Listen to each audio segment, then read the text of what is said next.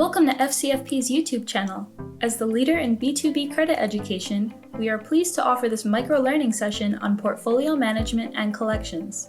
In this session, you will learn the steps necessary in developing sound portfolio management skills for your commercial customer portfolio. Don't forget to like us if you enjoyed the session. Hi, and welcome to today's online on-demand micro session entitled Portfolio Management and Collections. My name is Rich Ferreira. I'm a certified credit executive, and I had a long career at Dun & Bradstreet, where I led teams that conducted financial and data management and credit consulting. And I'm your host for today's session, so let's get started. Today's session is part of a series of best practice sessions that are required for successful commercial risk management.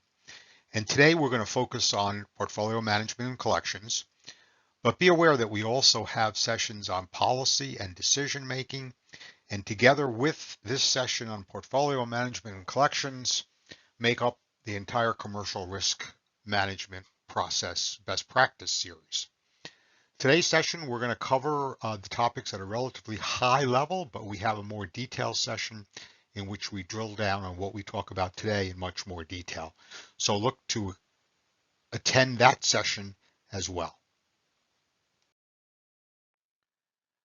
So along with an effective credit policy, you need best practices for portfolio and collections management. And for today's session, we're going to focus the discussion around 4 key areas: know your portfolio, evaluate your portfolio, apply rules, and then take action. These particular steps or best practices should then support your credit policy in terms of processes and procedures that support the specific areas in your credit policy that apply to collections and portfolio management. Before we get started with drilling down into those 4 key areas, let's talk a little bit about what portfolio management is. It's the ability to strategically place your customer base into segments for review, analysis, and action. By segmenting your accounts, you will ultimately be able to effectively drive operational processes, consistently and accurately assess account risk, meet and exceed your credit department goals and objectives, and drive profitable overall business results. Portfolio management is important because your customer portfolio, your company's accounts receivable, represents one of the most significant assets on your company's balance sheet. When conducted proactively, it can help you avoid the major sources of bad debt. Most bad debt comes from existing accounts, and to offset bad debt write-off, you need to generate a significant amount of new sales, depending upon your profit margin. And also, proactive portfolio management also helps you prevent slow pay, because after all, time is money. But it also can help you identify new opportunities for sales and marketing from your better customers. And therefore, your credit department can contribute to your company's growth goals by identifying these customers for upsell and cross-sell. Some preliminary upfront things that you should think about before we dive into some details around portfolio management.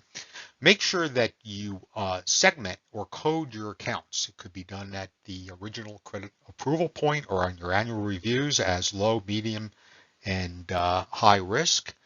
Document your credit limits, and also be prepared with exceptional master data on your customer base, including properly formatted account numbers, country codes, name and address, SIC numbers, tax exemption data, etc. And also think about, as we talk about portfolio management, how you can identify resources that can help you do the account monitoring that comes out of your portfolio analysis. So now we're going to drill down a little bit into these 4 major areas. Know your portfolio, which is all about portfolio analytics. Evaluating your portfolio, which is where we'll talk a little bit about reporting results. How to apply rules to the different groupings or cohort groups that you create from evaluating your portfolio and knowing your portfolio, and then applying some rules on how you're going to monitor those groups of customers, and then take action. How and when will certain collection treatments, cross-sell and upsell opportunities be triggered so that you, based on your monitoring, your reporting and portfolio analytics, will be prepared to take the most important steps based upon the segmentation of your customers. So here are the best practices at a very high level for these four major areas. First is knowing your customer. This is where overall you're going to be performing portfolio analytics. You're going to analyze your customer base based upon certain key data elements.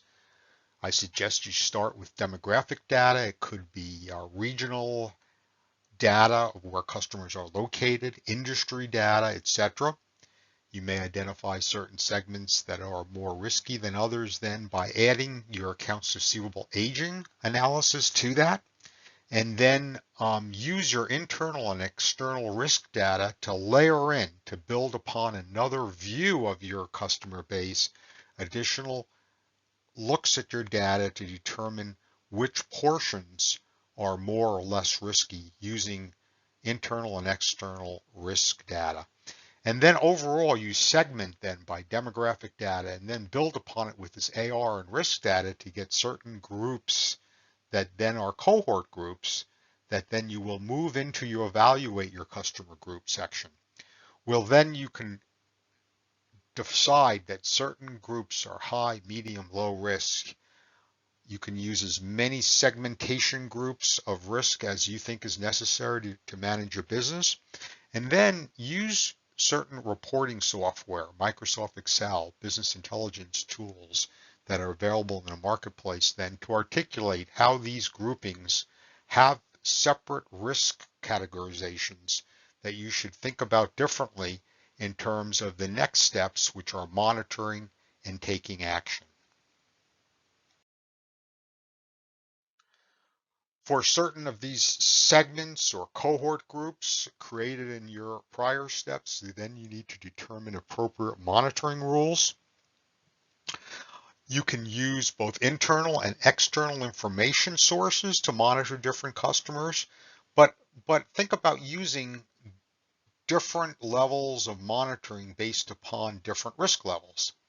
So, for example, you're not going to need to monitor perhaps customers that are very low risk customers. They have always paid with current dollars, not past due. They may be in geographical areas where there's no issues around any kind of extensive energy prices, where you rest assured that those customers are going to pay you more likely on prompt terms than others. For those, though, you still should have the appropriate level of monitoring.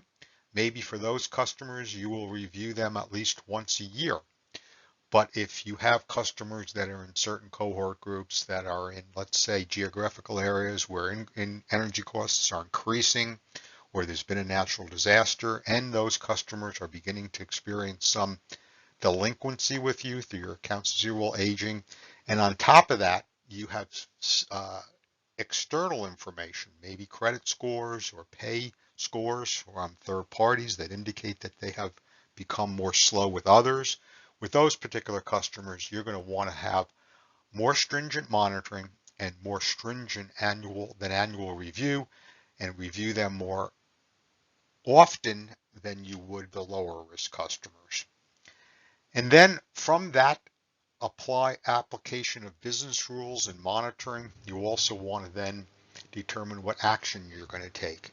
Based on changes, you may want to then spend more time on the high risk, high dollar amounts. You also want to create appropriate rules for less likely or less likely risk cohort groups. You want to define when and how you will change credit limits and put customers on hold. And at the same time, look for opportunities to sell more to the low risk customers and those that monitor indicate have become low risk. So it's also a question of how things change over time, from low risk to high risk, but also from higher risk to lower risk. And also, you can use your portfolio analysis, your rules, to take actions around using risk data to create your bad debt reserves that satisfy the FASB CELC requirements. So that ends our high-level overview of best practices for portfolio and collections management. Keep in mind that these best practices should support your credit policy. They should be the processes and procedures that support your credit policy when it comes to how you're going to manage your existing accounts. We do have a more detailed session on these 4 areas that we talked about today. So know your portfolio, evaluate your portfolio, apply rules, and take action. During that more detailed session, we show a lot of examples of both how to evaluate a portfolio and then how to apply rules and take actions with examples. So thanks for joining today's session, and we look forward to you attending one of our other sessions as well.